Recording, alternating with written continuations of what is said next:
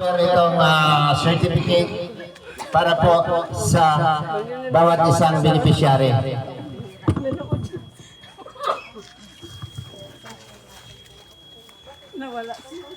So ayan po, gusto ko pong tawagin po si Kuya Mario. Siyempre po si Kagawad, para po kasama po natin sa pag-present po ng certificate. And siyempre yung beneficiary po ng ating itong unang bahay. No? Ito po ang bahay po ni Lourdes Abacano. So ika 18 housing project beneficiary. Dito po kayo, Amelia. Kasama ka na po, tita. Ayan. So ayan, meron tayong ginawang bagong certificate bilang Rochelle Communities. Babasahin ko po, nakasulat po dito.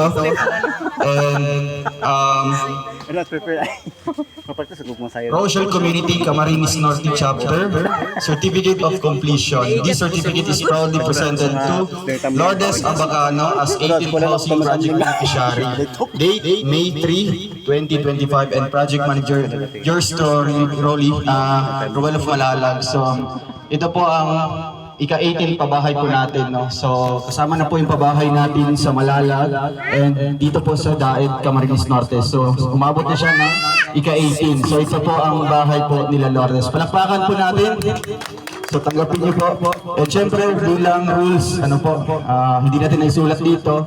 Ang rules po ng bahay, no? Kagaya din po sa rules po nila Kuya Val, na bawal isangla, bawal ibenta yung bahay at lupa.